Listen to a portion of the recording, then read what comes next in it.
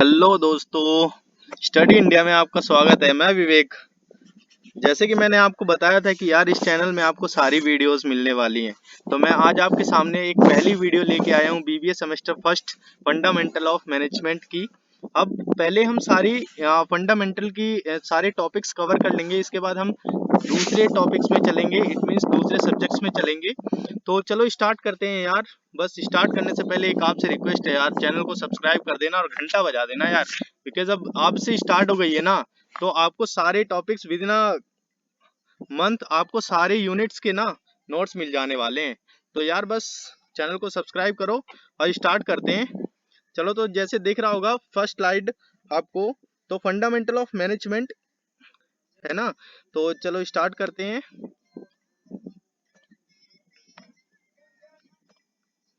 तो देख लो यार, ये तुम्हारा सिलेबस है फर्स्ट यूनिट का। देखो यार, यहाँ से ना 15 नंबर का क्वेश्चन आता है। या तो मैनेजमेंट की डेफिनेशन के साथ ऑब्जेक्टिव इंपॉर्टेंस या नेचर पूछ लेता है, स्कोप स्कोप भी पूछ लेता है, या टेलर या फेयोल के प्रिंसिपल्स पूछ लेता है 7.5 नंबर में। मतलब 25 नंबर का ना इस यूनिट से क्वेश्चन पेपर में आता ही आता है, इसलिए बहुत ही इंपॉर्टेंट फर्स्ट यूनिट है इसकी। बस ध्यान से इस चैप्टर को पढ़ना है। समझ नहीं आएगा दोबारा वीडियो देखना, अगर इसके बाद भी नहीं समझ आएगा ना भाई, कमेंट में ना क्वेश्चन लिखना, आंसर आपको मैं जरूर दूंगा। चलो तो स्टार्ट करते हैं यार, टाइम वेस्ट नहीं करते हैं। तो देखो, इसमें इस वीडियो के अंदर जो हम टॉपिक्स कवर करने वाले हैं, पहली बात हम मैनेजमेंट की डेफिनेशन देखेंगे, फीचर्स ऑफ मैनेजमेंट देखेंगे, ऑब्जेक्टिव्स ऑफ मैनेजमेंट देखेंगे, इंपॉर्टेंस ऑफ मैनेजमेंट देखेंगे और मैनेजमेंट फंक्शंस देखेंगे। और मैनेजमेंट फंक्शंस में अभी हम बेसिकली बहुत लाइटली देखेंगे, बहुत ही कम। अगली वीडियो में हम इसको ब्रीफली डिस्कस करेंगे, बिकॉज यार 7.5 नंबर का कभी कभी ना क्वेश्चन पूछ लेते हैं यहाँ से। तो चलो स्टार्ट करते हैं, जल्दी से हम डेफिनेशन देख लेते हैं। अब ये डेफिनेशन जो है ना, इस डेफिनेशन में बहुत ही इंपॉर्टेंट है यार। अगर आप मार्क्स लिखते हो ना तो आपको फुल मार्क्स मिलते हैं। डेफिनेशन कोट करके लिखनी जरूरी होती है।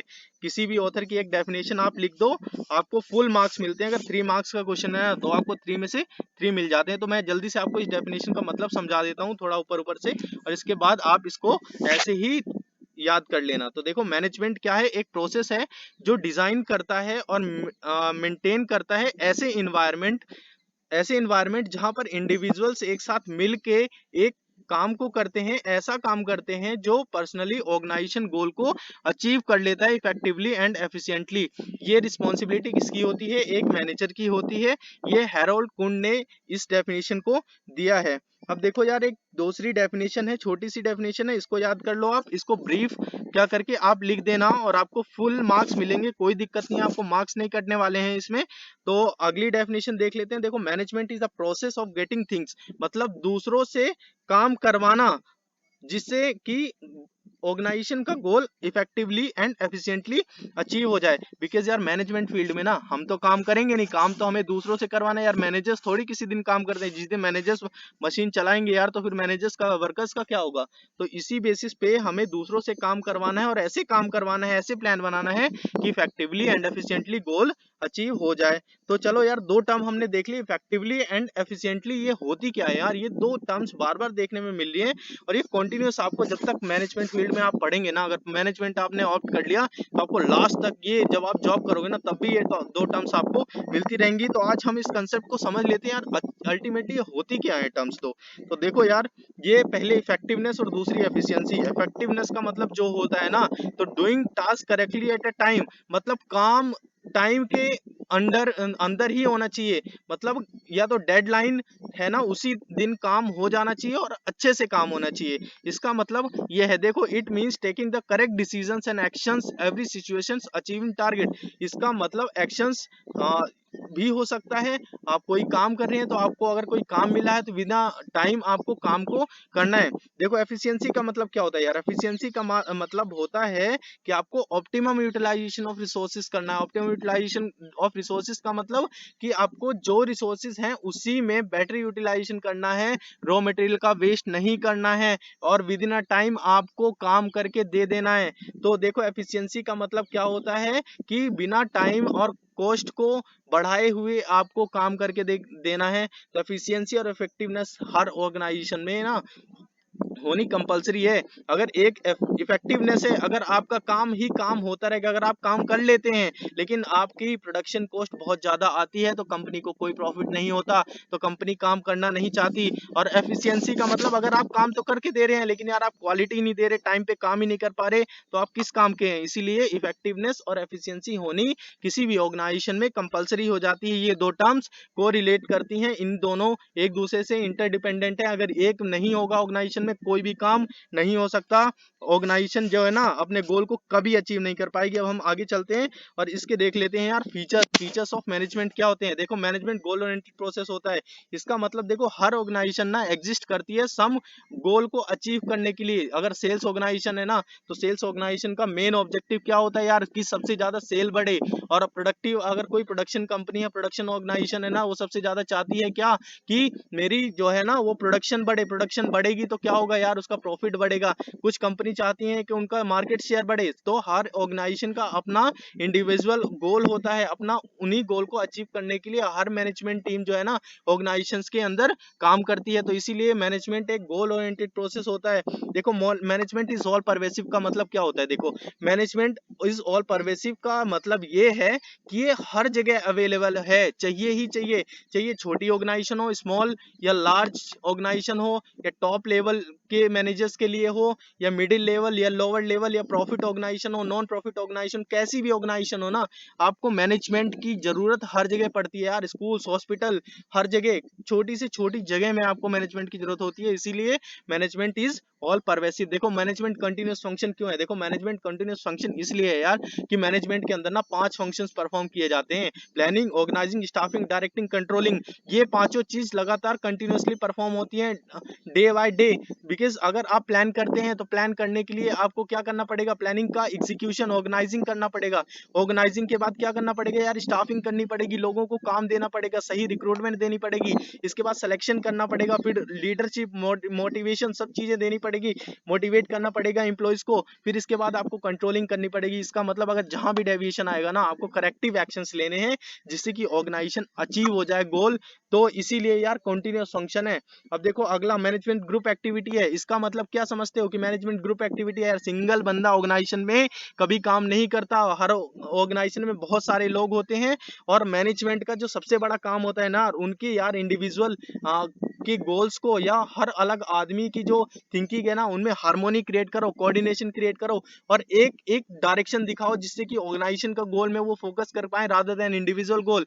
अगर ऑर्गेनाइजेशन का गोल अचीव कर पाएंगे तो ऑर्गेनाइजेशन का गोल अचीव होने से एम्प्लॉय का अपना पर्सनल मोटिवेशन भी मिलता है और पर्सनल ग्रोथ भी होती है। देखो मैनेजमेंट डायनेमिक फंक्शन कैसे है। देखो यार जैसे कि हम जानते हैं कि इन्वायरमेंट ना कंटिन्यूअस चेंज होता रहता है, उसी हिसाब से ऑर्गेनाइजेशन को भी अपने आप को थोड़ा थोड़ा चेंज करना पड़ेगा। तो जैसे ऑर्गेनाइजेशन को चेंज करेंगे तो मैनेजमेंट को अपनी प्लानिंग में थोड़ी बहुत फ्लेक्सिबिलिटी लानी पड़ेगी। तो इसीलिए क्या है यार ये डायनेमिक फंक्शन है, बदलते हुए एनवायरनमेंट में अपने आप को बदलना पड़ता है। देखो मैनेजमेंट इंटेंजिबल फोर्स है। मैनेजमेंट इंटेंजिबल फोर्स कैसे है भाई, मैनेजमेंट दिखाई नहीं देता। सपोज करो अगर हम किसी स्कूल में जाते हैं, स्कूल में गंदगी मतलब हर जगह डस्ट पड़ा हुआ है, कोई टीचर आपसे ढंग से बात नहीं कर रहा है, यार हम क्या सोचेंगे। या हम किसी कॉलेज में जाते हैं एडमिशन लेने, वहां आपको कोई रिस्पेक्ट नहीं दे रहा, आपको कोई इंटरव्यू लेने वाला नहीं है, आपको कह रहे हैं कि बस पैसे भर दो एडमिशन हो जाएगा। इसका मतलब आप क्या समझते हो यार वहां का क्या होगा, वहां का मैनेजमेंट लेवल अच्छा नहीं है। और जहां आप जाते हैं लड़वी, आप हॉस्पिटल जाते हैं, वहां का बिल्कुल क्लीनिंग है, आपके एक रिसेप्शनिस्ट बैठी हुई है जो आपको पर्सनली टैकल कर रही है। इसका मतलब आप क्या समझते हैं कि वहां का मैनेजमेंट फोर्स जो है ना वो बहुत अच्छा है। मतलब दिख तो नहीं रहा, हम देख तो नहीं पा रहे हैं कि वहां पे मतलब कैसा है, लेकिन क्या है हम फील कर पा रहे हैं कि वहां का मैनेजमेंट बहुत अच्छा है। तो यार देखो फीचर्स इतने ही बहुत होते हैं लिखने। अगला देखो ऑब्जेक्टिव्स की बात करते हैं। मैनेजमेंट के जो ऑब्जेक्टिव्स होते हैं ना टोटल 3 ही ऑब्जेक्टिव होते हैं। देखो पहला ऑब्जेक्टिव जो मैनेजमेंट का होता है वो ऑर्गेनाइजेशन ऑब्जेक्टिव होता है, दूसरा सोशल ऑब्जेक्टिव और तीसरा पर्सनल ऑब्जेक्टिव। ऑर्गेनाइजेशनल ऑब्जेक्टिव क्या होते हैं, देखो अगर कोई भी ऑर्गेनाइजेशन है ना यार, मार्केट में अगर आती है कोई भी ऑर्गेनाइजेशन, उसका सबसे पहले ऑब्जेक्टिव होता है सर्वाइवल। कि मार्केट में आना है तो पहले सर्वाइव करना है। सर्वाइव कंपनी कैसे कर सकती है कि अगर वो प्रोडक्ट बना रही है तो उस प्रोडक्ट को वो उसी रेट पे बेचे जिस रेट पे बना रही है, क्योंकि यार उसका पहला मोटिव होगा कि उसके कस्टमर्स बने। एक बार अगर उसने कस्टमर बना लिए ना, इसके बाद तो वो प्रॉफिट अपने आप ही अर्न कर सकते हो यार। वीवो को देख लो, ओप्पो देख लो, Xiaomi देख लो यार, इतनी सारी कंपनीज आई मार्केट में। वो स्टार्टिंग में कितने सस्ते फोन लॉन्च करा, और आज की डेट में देखो यार, एक एक से बड़े कॉम्पिटिटर्स हैं यार, और कितने महंगे महंगे प्रोडक्ट्स को दे रहे हैं। और वही जो कंपनी 9 से 10 हजार रुपए के फोन देती थी, वही कंपनी आज 15 से 20 हजार रुपए के फोन और सेम फीचर्स के साथ फोन प्रोवाइड करवा रही है। इसका मतलब उसने मार्केट में क्या कर लिया यार, अपनी सर्वाइवल के साथ आगे उसने एक स्टेप उठा लिया, जो इसको बोलते हैं प्रॉफिट। अगर आप सर्वाइव कर गए तो प्रॉफिट आप अर्न करना स्टार्ट कर दोगे। प्रॉफिट अर्न करने की कंडीशन ऐसी होती है कि यार आप इतना रेवेन्यू कमाओ कि आप कॉस्ट प्लस रिस्क को कवर कर लो। जहां आप ये दो टर्म याद रखना यार, कॉस्ट प्लस रिस्क। यहाँ पर सर्वाइवल का मतलब क्या होता है कि सिर्फ आप कॉस्ट को कवर कर रहे हो, लेकिन प्रॉफिट में क्या होता है, cost plus survival, cost plus risk को अगर आप टैकल कर पा रहे हैं, अगर कवर कर पा रहे हैं, इसका मतलब आपकी ऑर्गेनाइजेशन प्रॉफिट अर्न कर रही है। अदरवाइज आपकी ऑर्गेनाइजेशन प्रॉफिट अर्न नहीं कर रही है। ग्रोथ प्रोस्पेक्टस, अगर मान लो हमने प्रॉफिट भी अर्न कर लिया, हम मार्केट में बहुत अच्छा सुटेबल है, हम पीक पे जा रहे हैं, अभी हमें कंपनी में क्या चाहिए होती है, ग्रोथ। ग्रोथ का मतलब ये नहीं होता भाई कि कंपनी का इंफ्रास्ट्रक्चर बड़ा होता है। इसका मतलब ये होता है, कंपनी की अगर ग्रोथ का मतलब समझते हैं कि कंपनी का मार्केट शेयर बढ़ना, कंपनी के कस्टमर्स बढ़ने, और समझो कंपनी के एम्प्लॉइज बढ़ने। अगर कस्टमर्स बढ़ेंगे तो डिमांड बढ़ेगी यार, डिमांड बढ़ेगी तो प्रोडक्टिविटी बढ़ेगी, प्रोडक्टिविटी बढ़ेगी ना तो इंफ्रास्ट्रक्चर ऑलरेडी यार डेवलप्ड हो जाएगा। इसका मतलब समझते ना, ग्रोथ ओवरऑल ग्रोथ होता है, एक सिंगल टर्म को लेके हमें ग्रोथ को डिफाइन नहीं करना है। एंड देन सेकंड ऑब्जेक्टिव में चलते हैं यार। ऑब्जेक्टिव मैनेजमेंट का जो होता है सोशल ऑब्जेक्टिव, अब हर ऑर्गेनाइजेशन का यार ये सबसे बड़ी रिस्पॉन्सिबिलिटी होती है। सीएसआर करना बहुत इंपॉर्टेंट है। जो कंपनी ना सीएसआर नहीं करती वो कुछ नहीं कर सकती। अब पहला पॉइंट देखो, सबसे पहले जो प्रोडक्ट बनाओ वो इको फ्रेंडली मेथड हो यार, कि हमें हार्म नहीं करनी चाहिए हमारी सोसाइटी को। अगर प्रोडक्ट हार्म करेगा ना तो कोई कस्टमर खरीदेगा, जो एम्प्लॉइज काम कर रहे हैं ना वो भी छोड़ के चले जाएंगे और आपकी कंपनी बंद हो जाएगी। दूसरा कि आपको टाइम टाइम में क्या करना है, एम्प्लॉयमेंट जनरेट करनी है और रिक्रूटमेंट प्रोवाइड करवानी है यार। अगर आपने रिक्रूटमेंट नहीं करी ना तो आपकी ऑर्गेनाइजेशन में कोई अब वैलिडिटी नहीं रह जाएगी। इसीलिए आपको टाइम टू टाइम क्या है, सोसाइटी के लोगों को अपॉर्चुनिटीज देनी पड़ेंगी कि आप आइए और हमारे यहाँ जॉब करिए। तो अगर आपकी कंपनी ना तभी गुडविल बनाएगी, अदरवाइज गुडविल नहीं बना सकती है। और तीसरी सबसे बड़ी रिस्पॉन्सिबिलिटी सीएसआर रिस्पॉन्सिबिलिटी। आपका टोटल प्रॉफिट जितना होता है ना, गवर्नमेंट ने कह दिया यार कम से कम 2% ना सीएसआर में लगा दो। या तो तुम क्या करो कि स्कूल्स खोल दो गरीबों के लिए, या हॉस्पिटल्स खोल दो, या क्रेचिस खोल दो। क्रेचिस का मतलब क्या होता है यार, अनाथालय होता है। जो बच्चे जनरली अकेले हो जाते हैं तो उनके लिए अनाथालय खोल दो यार, हेल्प करो। या वृद्धाश्रम खोल दो, ओल्ड होम्स खोल दो यार, कोई दिक्कत नहीं है। अगर कंपनी 2% अपना इन्वेस्ट कर रही है, उससे क्या हो रहा है, उसकी एक तरीके से गुडविल भी तो क्रिएट हो रही है ना। और मार्केट में अगर गुडविल क्रिएट होगी तो आप कहीं से भी, आप जानते हैं यार गुडविल का मतलब कि अगर कंपनी की गुडविल बढ़ी तो कंपनी कुछ भी कर सकती है। And then third objective personal objective. ये जनरली ऑब्जेक्टिव होता है यार एम्प्लॉइज के बेस पे। वो चाहते हैं अगर कंपनी में एम्प्लॉय काम कर रहा है तो वो सबसे पहले चाहेगा कि उसे फेयर वेजेस एंड सैलरी मिलनी चाहिए। मतलब कि सैलरी उसे टाइम टू टाइम मिलनी चाहिए और जितनी मेहनत करता है उसी के बेसिस पे मिलनी चाहिए। कि गुड वर्किंग कंडीशन मिलना चाहिए। दूसरी कंडीशन कि उसकी अच्छी कंडीशन होनी चाहिए। ये नहीं कि जहाँ पे मतलब फैक्ट्री है वहाँ पोल्यूशन ही पोल्यूशन हो रहा है या केमिकल्स पड़े हुए हैं और उसको हार्म कर रहे हैं, ऐसा कुछ भी नहीं होना चाहिए। आपको वेल वर्किंग कंडीशंस प्रोवाइड करवानी चाहिए। ग्रोथ प्रोस्पेक्टस का मतलब हर एम्प्लॉय काम करता है यार ऑर्गेनाइजेशन में, उसका मेन मोटिव होता है ग्रोथ प्रोस्पेक्टस। अगर आप उसको प्रमोशंस दे रहे हैं, इंसेंटिव्स दे रहे हैं, बोनस दे रहे हैं ना टाइम टू टाइम, कंपनी में हमेशा एम्प्लॉइज जो है ना मोटिवेटेड रहेंगे और आपकी कंपनी कभी डूबेगी नहीं, हमेशा प्रॉफिट में चलेगी। ये 3 फंडे ना हर ऑर्गेनाइजेशन क्या करती है, फॉलो करती है। चलो भाई आगे चलते हैं यार, थोड़ा वीडियो बड़ी हो रही है लेकिन आप कंसेप्ट पे ध्यान देना। अगर आपने कंसेप्ट लिखा है, क्योंकि यार हम कॉलेज लेवल पे पढ़ रहे हैं, स्कूल लेवल पे नहीं पढ़ रहे हैं कि एक लाइन पढ़ाया बस काम हो गया। यार जितना मटेरियल तुम्हारे पास रहेगा ना बेसिकली तुम उतना ही अच्छा लिख पाओगे। और याद रखना आपको कुछ बाहर से लिखने की जरूरत नहीं है। जो आपको नोट्स में प्रोवाइड किए जा रहे हैं ना सिर्फ उतने ही, ये जो नोट्स है ना ये हेडिंग आपको ऐसे एग्जाम में लिख के आनी है। यार देखो प्रेजेंटेशन के मार्क्स मिलते हैं यहाँ पर, आपको कोई इतनी कॉपी पढ़ने तो नहीं बैठ पाएगा यार कि अगर आप 10 पेज की कॉपी लिख रहे हो तो 10 पेज कोई पढ़ेगा। आप कितना अच्छा प्रेजेंटेशन कर पा रहे हो, सबसे इंपॉर्टेंट बात ये है। तो चलो यार अगले में चलते हैं और फटाफट हम इंपॉर्टेंस देख लेते हैं कि मैनेजमेंट की क्या इंपॉर्टेंस है यार, मैनेजमेंट क्यों जरूरी है। सबसे पहले मैनेजमेंट हेल्प करता है अचीव करने में ग्रुप गोल को। ग्रुप गोल का क्या मतलब समझते हो यार? इंडिविजुअल गोल तो हर ऑर्गेनाइजेशन का मतलब होता है। हर बंदा जो काम कर रहा है, कंपनी में एम्प्लॉय काम कर रहा है, उसका अलग अलग क्या होता है, गोल होता है। ठीक है, तो क्या करता है जो मैनेजर होता है ना, उसके मैनेजर एम्प्लॉयज के बीच में हार्मोनी को क्रिएट करता है, और हार्मोनी क्रिएट करने के बाद कोऑर्डिनेशन क्रिएट करता है, और उनकी जो डायरेक्शंस है ना, इंडिविजुअल्स गोल है, उनको पहले ऑर्गेनाइजेशन गोल में कन्वर्ट करता है।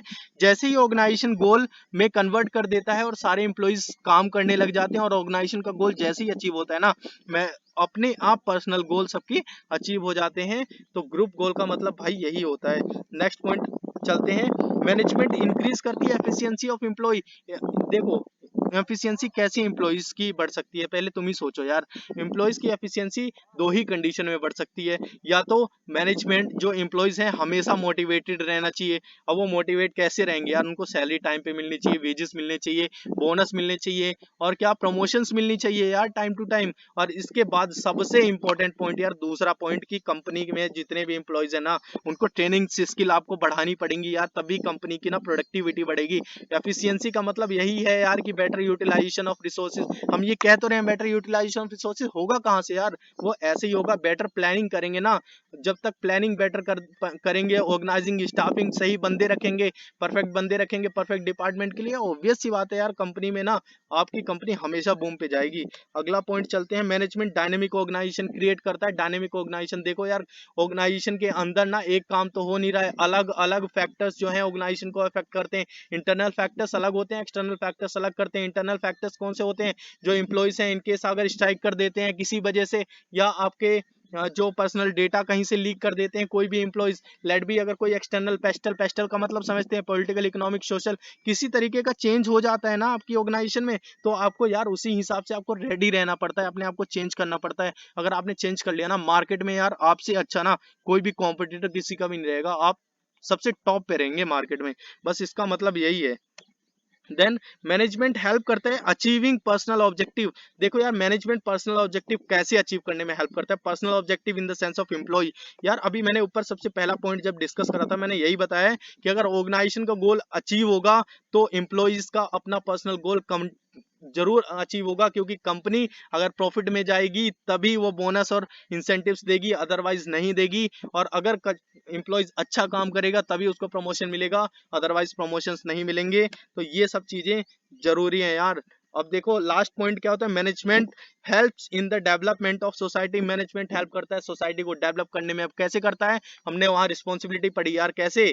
अभी ऑप्टिमम यूटिलाइजेशन ऑफ रिसोर्सेज करना है, लेकिन कैसे रिसोर्सेज का ऑप्टिमम यूटिलाइजेशन करना है? कि आपको proper best quality of product provide करना है, और एम्प्लॉयमेंट जनरेट करनी है, और तुम्हें क्रैचेस खोलने हैं, और समझो ये हर तरीके की सोसाइटी के लिए हेल्प करने के लिए एक मैनेजमेंट की भी बहुत बड़ी रिस्पॉन्सिबिलिटी होती है। तभी मैनेजमेंट हेल्प करता है डेवलपमेंट ऑफ अ सोसाइटी। चलो देखो यार, ये 4 ही 5 पॉइंट नहीं होते हैं। मैनेजमेंट अगर आपने समझ लिया तो आप खुद से बना के लिख सकते हो यार, दुनिया भर के पॉइंट्स होते हैं इसके अंदर। चलो अब लास्ट यार, लास्ट टॉपिक है यहाँ आज का। देन नेक्स्ट वीडियो में हम इसके बारे में डिस्कस करेंगे आगे।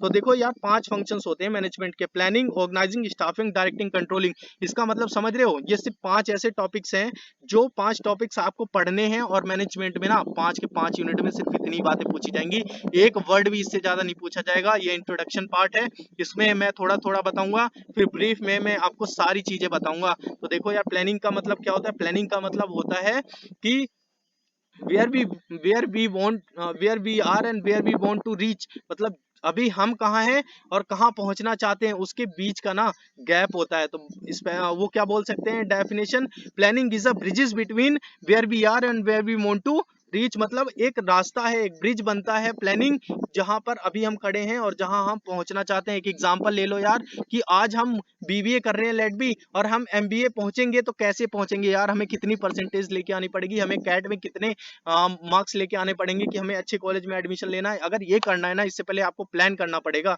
और प्लान करना ही क्या बोलते हैं? प्लानिंग कहते हैं यार। बस इतना ही तो काम है। ऑर्गेनाइजिंग का मतलब क्या है? कि जो आपने प्लान करा है ना, उसी को एक ऑर्डर में अरेंज करना करना कि आपको प्रॉपर तरीके से कभी कंफ्यूजन क्रिएट ना हो। अगर आपने सोचा है कि आज इतना पढ़ना है तो आपको एग्जीक्यूट करना है यार, कि ऑर्गेनाइजिंग में कि हाँ मेरे को कल इतने बजे से इतने बजे तक पढ़ना है और यही पढ़ना है, यही ऑर्गेनाइजिंग है यार। एक ऑर्डर में अरेंज करना चीजों को। स्टाफिंग का मतलब क्या होता है? स्टाफिंग का मतलब ये होता है कि देखो, स्टाफिंग का मतलब होता है putting down the right person having a right job position, मतलब सही आदमी को सही जॉब पोजीशन में रखना है। कैसे? Through recruitment. अब मैं इसके बारे में ज्यादा आपको नहीं बताऊंगा, बिकॉज इसके बारे में हम अलग से टॉपिक्स पढ़ने वाले हैं यार, अलग अलग यूनिट्स हैं इसके बारे में। डायरेक्टिंग का मतलब क्या होता है? डायरेक्टिंग का बेसिकली जो मतलब होता है, वो मतलब होता है कि आपको मोटिवेट करना है, एम्प्लॉयज को गाइड करना है, लीड करना है, जिससे कि एम्प्लॉय हमेशा मोटिवेटेड रहे और काम करने में क्या कर सके, हमेशा काम अच्छे से कर सके, ऑर्गेनाइजेशन का गोल बेस्ट तरीके से इफेक्टिवली एंड एफिशिएंटली अचीव हो पाए। कंट्रोलिंग का मतलब ये होता है कि आपको हमेशा, कंट्रोलिंग का मतलब आप समझते हैं लेकिन टेक्निकल मैनेजमेंट टर्म में समझ लो कि आपको सबसे पहले स्टैंडर्ड को सेट करना है। उस स्टैंडर्ड को सेट करने के बाद एक आपको मेजर करना है एक्चुअल स्टैंडर्ड को, जो आपने सेट करा है स्टैंडर्ड से। और if any deviation is occurred, मतलब कोई भी डेविएशन आती है उनके बीच में, तो आप देखो कि कितनी डेविएशन है और कितना नुकसान कर सकती है। अगर आपको लगता है डेविएशन को करेक्ट करना चाहिए तो यार आपको स्ट्रिक्ट एक्शन तुरंत ही लेना पड़ेगा। और अगर आपने मेजर्स ले लिए तो आपकी ऑर्गेनाइजेशन हमेशा परफेक्टली चलेगी और दोबारा ना ऐसी गलती कभी नहीं होगी। तो भाई अभी इस वीडियो को यहीं खत्म करते हैं, 20 मिनट की हो गई है। आपको ऐसे लगेगा यार बोरिंग टाइप का, लेकिन पढ़ के ना बहुत अच्छा लगेगा। आप इस चैनल को सब्सक्राइब कर लेना और कंटिन्यूस इस चैनल में रहना भाई। बस, थैंक यू।